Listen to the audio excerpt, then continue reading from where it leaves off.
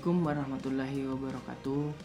Kami dari Himpunan Mahasiswa Jurusan Perbankan Syariah ingin sedikit menjelaskan mengenai syariat Islam, pertimbangan ekonomi, dan PPKM darurat. Seperti itu. Kemudian, apa sih syariat dan hukum Islam?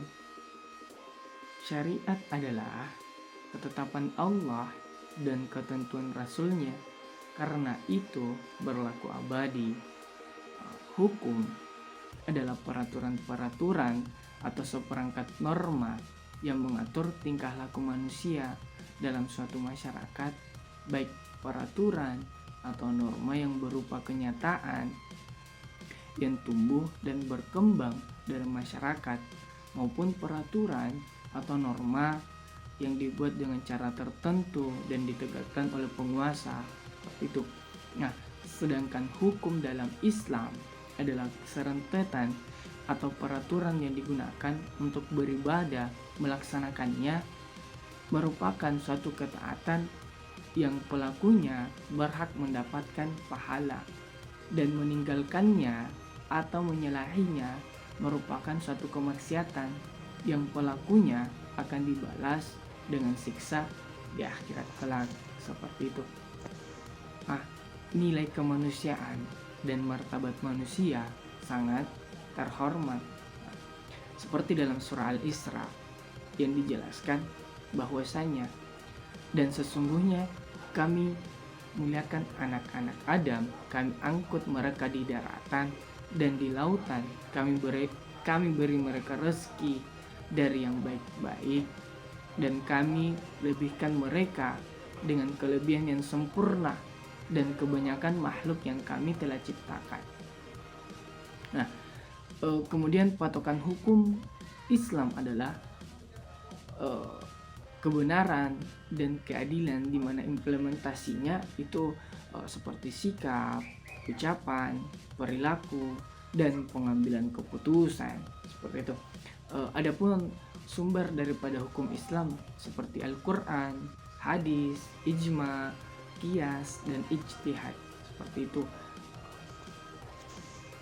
Pandangan Al-Quran tentang kesehatan dalam surah Fussilat ayat 33 yang artinya, katakanlah Al-Quran itu adalah petunjuk dan penawar bagi orang-orang yang beriman.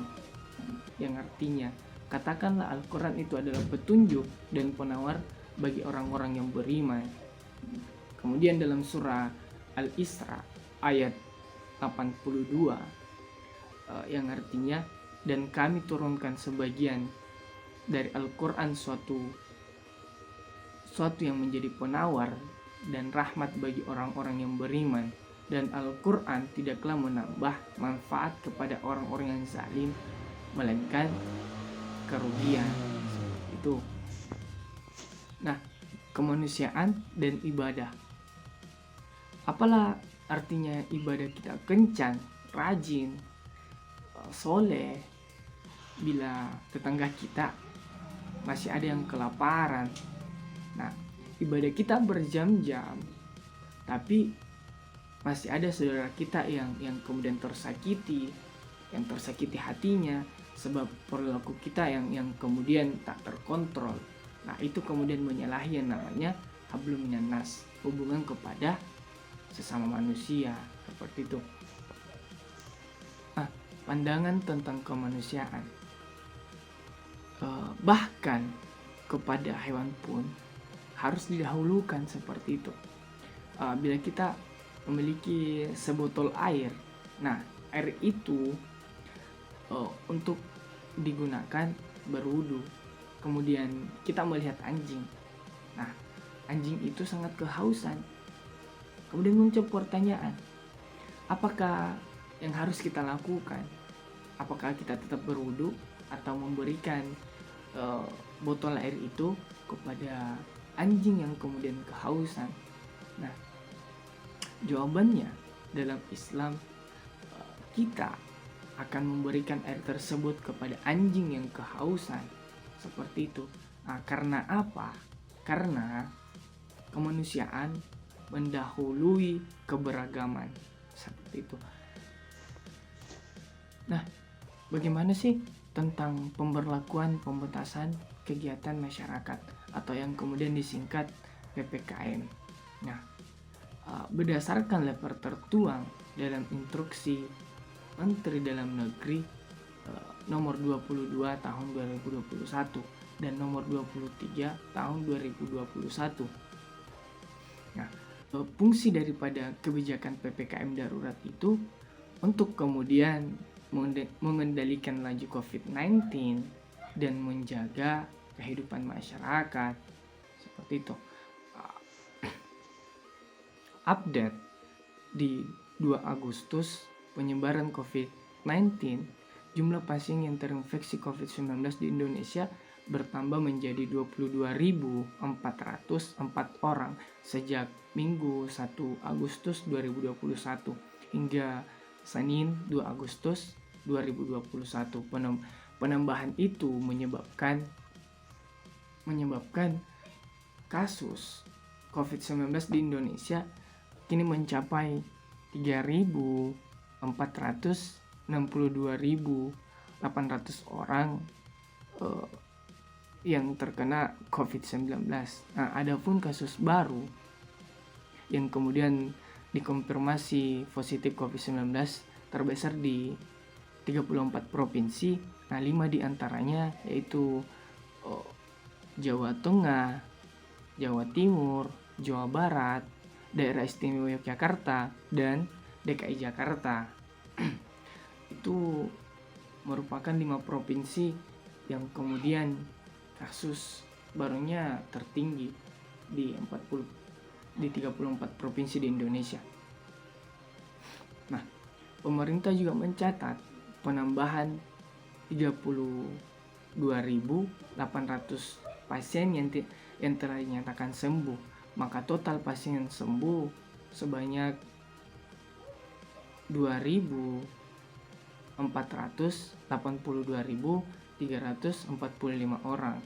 Nah, sedangkan orang yang meninggal bertambah menjadi 1.568 orang. Nah, sebelumnya dinyatakan positif, ya, tapi orang-orang yang meninggal itu sebelumnya dinyatakan positif COVID, tidak semata-mata langsung meninggal seperti itu. Nah, sehingga kemudian jumlah pasien yang meninggal akibat COVID-19 itu menjadi 97.291 orang. Seperti itu. Dan update terbaru yang saya ketahui bahwasanya Indonesia merupakan negara tertinggi yang terinfeksi COVID-19 terbanyak. Nah, PPKM darurat sendiri membutuhkan pemerintah, aparat, masyarakat, dan lembaga kesehatan. Kenapa kemudian membutuhkan orang-orang seperti itu? Karena satu, pemerintah itu merupakan dia yang membuat kebijakan atau aturan yang bertumpu pada simpul masyarakat seperti itu. Kemudian aparat. Nah, aparat di sini dibutuhkan karena ketegasannya, karena humanisnya, karena pelayanannya kepada masyarakat seperti itu. Nah, kemudian masyarakat. Kenapa kemudian PPKM darurat juga membutuhkan masyarakat? Karena masyarakat harus kooperatif, kemudian mengikuti prokes atau protokol kesehatan dan juga lembaga kesehatan. Kenapa kemudian PPKM darurat membutuhkan itu? Karena untuk terus melakukan upaya penemuan vaksin atau obat-obatan seperti itu. Kemudian sikap kritis kita dalam menanggapi PPKM ini. Nah, penting kiranya pemerintah melalui Satpol PP dan instansi bersama TNI Polri untuk melakukan penegakan aturan PPKM darurat untuk menegakkan kasus COVID-19. Namun kami berharap agar dapat memenuhi atau memahami situasi bahwasanya masyarakat juga merasa kesulitan selama pandemi ini, sehingga penyampaiannya kepada masyarakat tidak dengan cara kekerasan, tapi lebih kepada humanis atau humoris dan juga santun seperti itu. Nah, saya kira hikmah daripada pandemi COVID-19 itu sangat-sangat banyak. Nah, salah satunya kesehatan adalah kekayaan sejati, itu sudah jelas. Terus yang kedua, pekerjaan tidak selamanya. Nah, terus yang ketiga, hidup ada masanya. Dan yang keempat, Tuhan adalah tempat bersandarmu.